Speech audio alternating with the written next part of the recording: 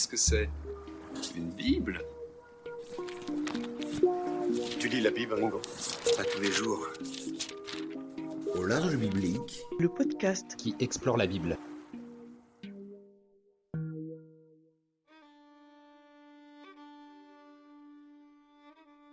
La Bible nous raconte l'histoire d'Israël depuis la sortie d'Égypte de Moïse et des Hébreux, puis la conquête de Canaan sous le commandement de Josué, avant la proclamation d'un royaume unissant les 12 tribus. Mais le texte biblique rencontre quelques difficultés à être confirmé par la recherche historique et l'archéologie. Alors, que s'est-il réellement passé et pourquoi certains textes présentent-ils une autre version ?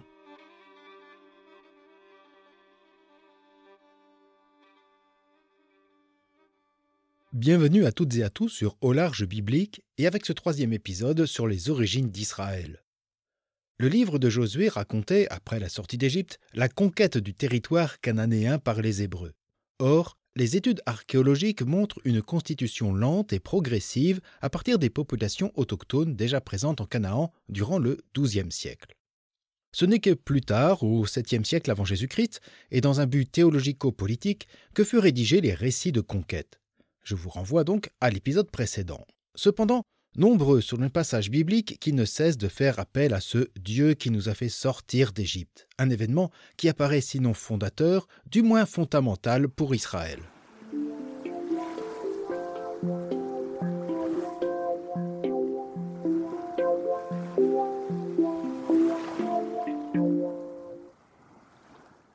Nous avons tous en tête cette mer scindée en deux, laissant passer les Hébreux pourchassés par l'armée de Pharaon.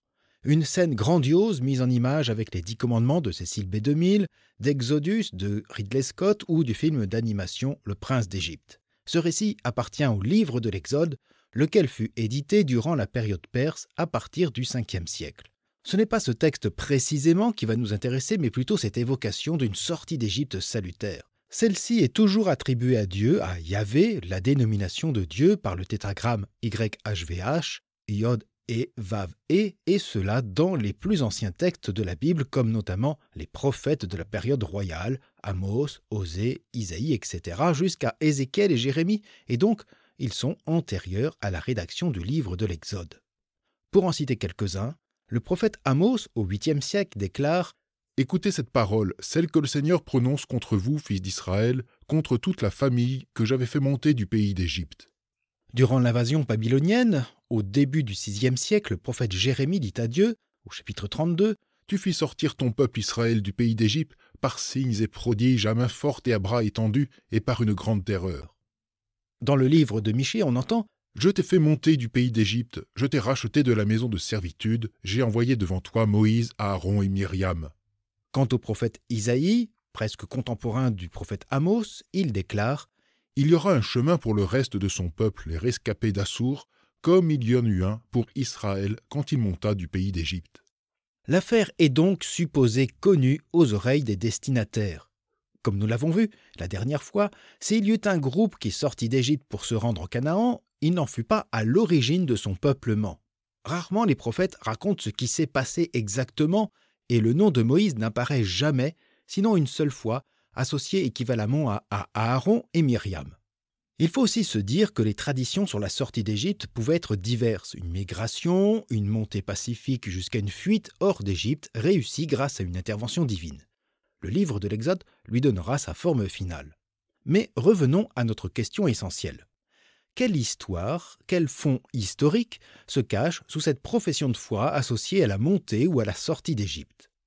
Les archéologues et les historiens ont cherché sur le terrain la présence de ces nombreux fils d'Israël ou de leur chef Moïse.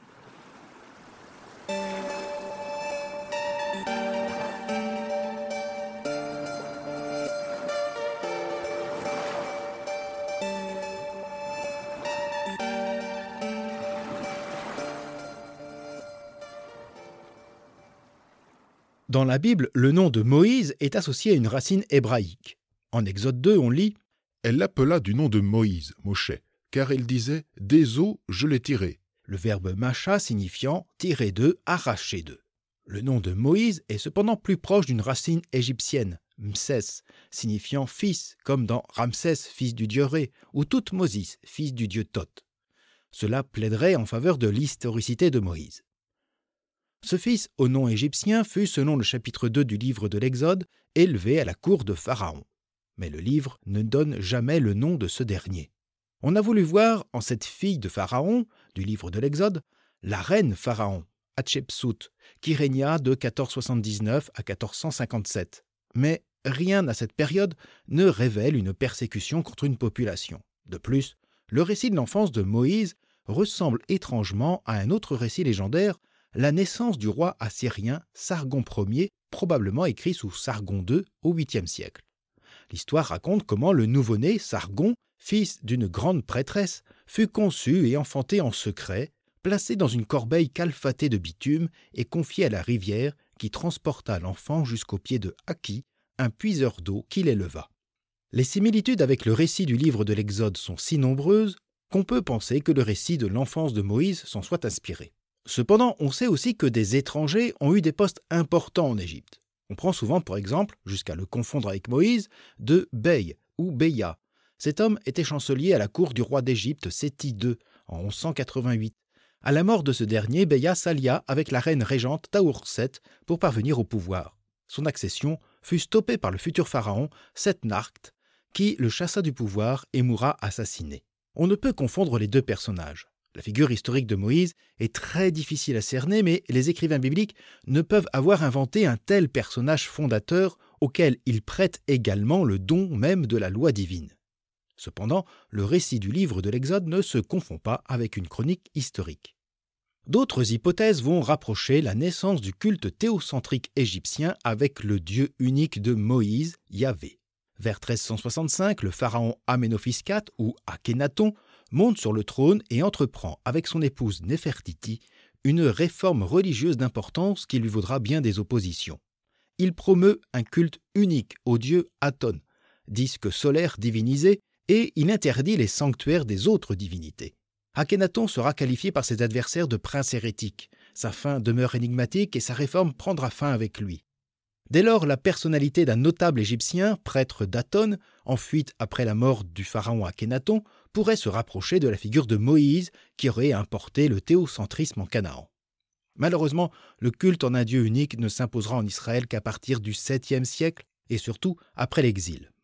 L'histoire d'Israël montre la présence de cultes païens, de sanctuaires divers au long de son histoire jusqu'aux réformes d'Ézéchias et de Josias. L'hypothèse d'un prêtre d'Akhénaton en fuite est donc tombée à l'eau. La recherche va se poursuivre non pas sur la figure de Moïse, mais sur la présence des fils de Jacob en Égypte, qui sont parfois aussi appelés les Hébreux.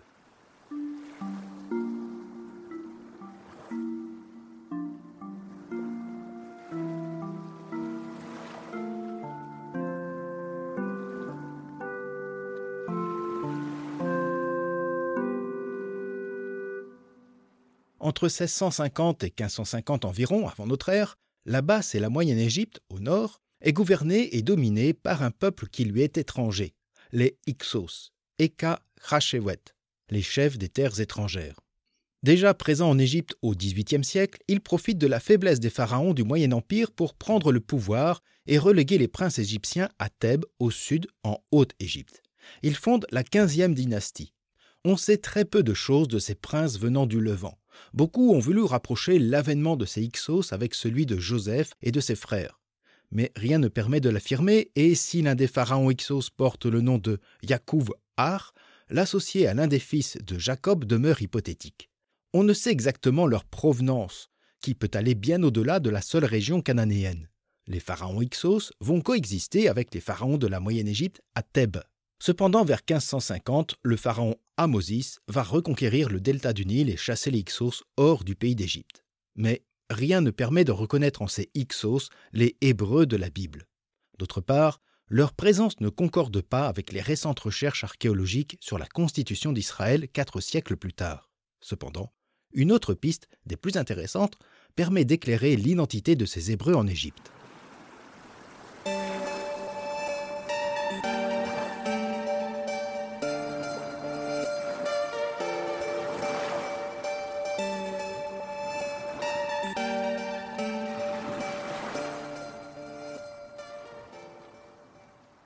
Le terme « hébreu » dans la Bible doit nous interroger.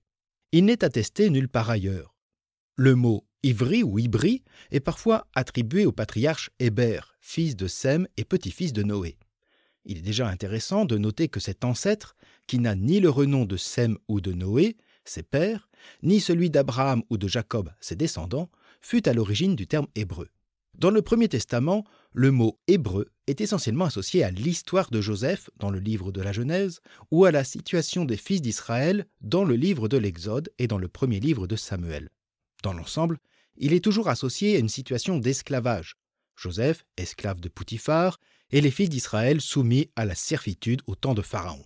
Le prophète Jérémie l'utilisera plus tard également en ce sens lié à l'esclavage. Il dit, au chapitre 34, « Au bout d'une période de 7 ans, chacun d'entre vous libérera son frère hébreu qui se sera vendu à lui. » Dans les récits narratifs, le mot « hébreu » est principalement mis dans la bouche des notables égyptiens ou des Philistins avec une connotation très méprisante. Ainsi, dans le récit de Joseph, la femme de Poutifar accuse « L'esclave hébreu que tu nous as amené m'a approché pour badiner avec moi. » Et à l'occasion du repas entre Joseph et ses frères, le texte indique « Les Égyptiens ne peuvent pas prendre leur repas avec les Hébreux, ils ont cela en horreur. » Dans le premier livre de Samuel, les Philistins face à l'armée des fils d'Israël déclarent « Courage, soyez des hommes philistins de peur d'être à votre tour asservis aux Hébreux, comme eux-mêmes ont été vos esclaves. » Je mettrai toutes ces références en note comme d'habitude.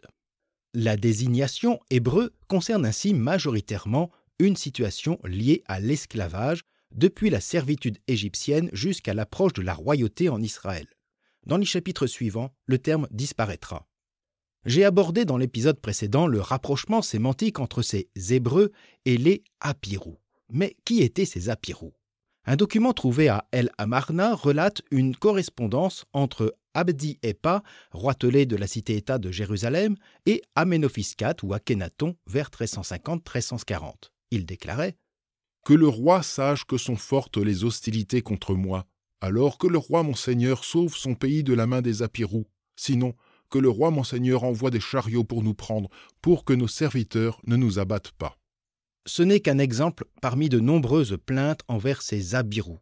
Déjà, un siècle plus tôt, des textes égyptiens les mentionnaient.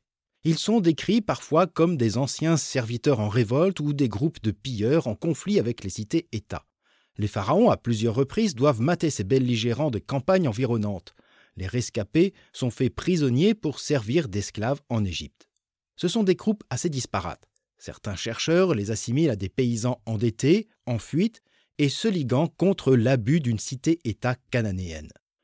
Le terme Apirou ou Abirou dans les textes égyptiens ne renvoie pas à un seul groupe organisé et encore moins à un clan ethnique.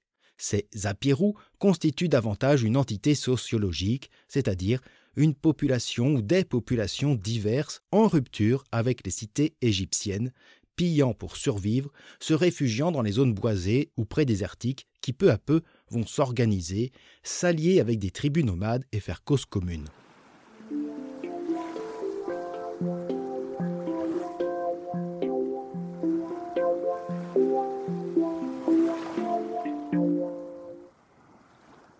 Il existe donc de fortes similitudes entre les Hébreux de la Bible et les Apirous de l'histoire. En conflit avec le pouvoir égyptien ou philistin, méprisés et bons à faire des esclaves. Israël a gardé en mémoire ces Hébreux que les traditions ont associés aux fils d'Israël. Il est fort possible qu'un petit groupe d'Apirous ait fui la servitude de l'Égypte pour revenir sur sa terre de Canaan lorsque le pouvoir égyptien le délaissa au XIIe siècle à l'occasion des luttes de succession. Il est aussi possible que ce petit groupe porte en lui l'idée que leur salut soit dû à l'intervention de leur dieu Yah ou Yahoo, une divinité présente dans le culte de tribus nomades cananéennes. Je reviendrai une autre fois sur cette question des origines du nom attribué à Dieu. En tout cas, une telle divinité, qui a su affronter la toute-puissance égyptienne, ne pouvait que convaincre d'autres groupes d'Apirous qui, avec les tribus nomades cananéennes, constitueront les bases du futur et des futurs royaumes d'Israël et de Juda.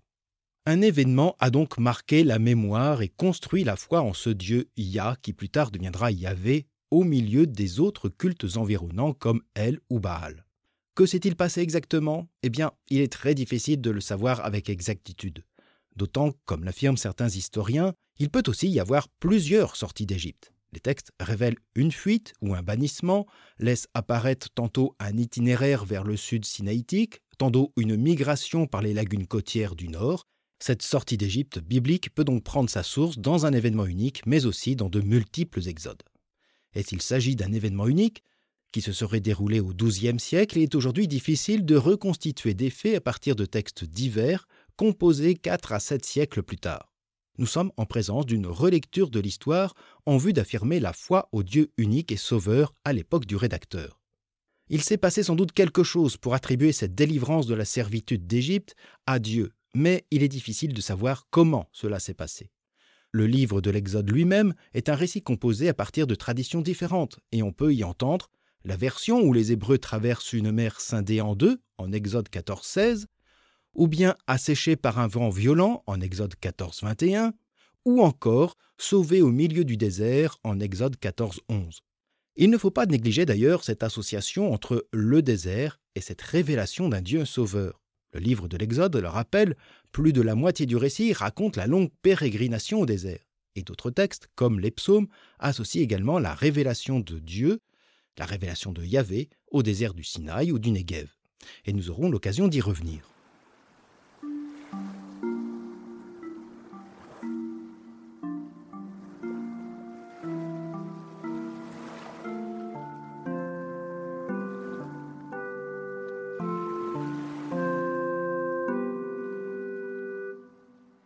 Pour conclure, si les origines d'Israël prennent leur source dans une constitution lente et progressive à partir de populations autochtones, l'événement de la sortie d'Égypte, qui à l'origine ne concernait qu'un tout petit groupe d'Apirous, peut-être sous la conduite d'un certain Moïse, cette heureuse péripétie devint au gré du temps un événement fondateur pour l'ensemble des fils d'Israël.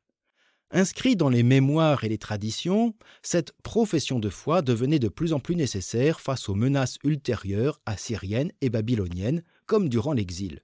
Le Dieu d'Israël est ce Dieu des esclaves hébreux qui a su affronter avec succès Pharaon et ses dieux, comme il pourra encore vaincre les puissances menaçantes alentour et fera sortir son peuple de l'exil et de la servitude. Cependant, notre enquête serait incomplète si nous ne nous intéressons pas aux 12 tribus d'Israël.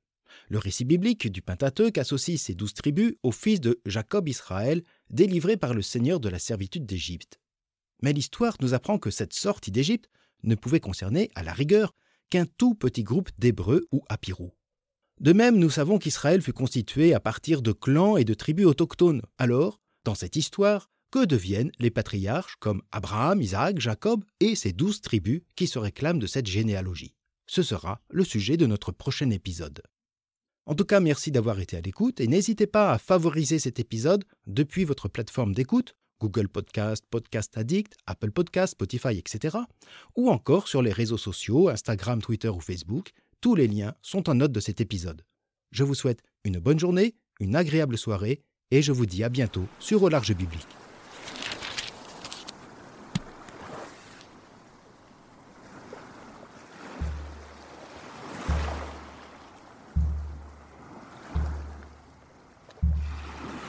Au Large Biblique est un podcast créé et animé par François Bessonnet, prêtre et bibliste.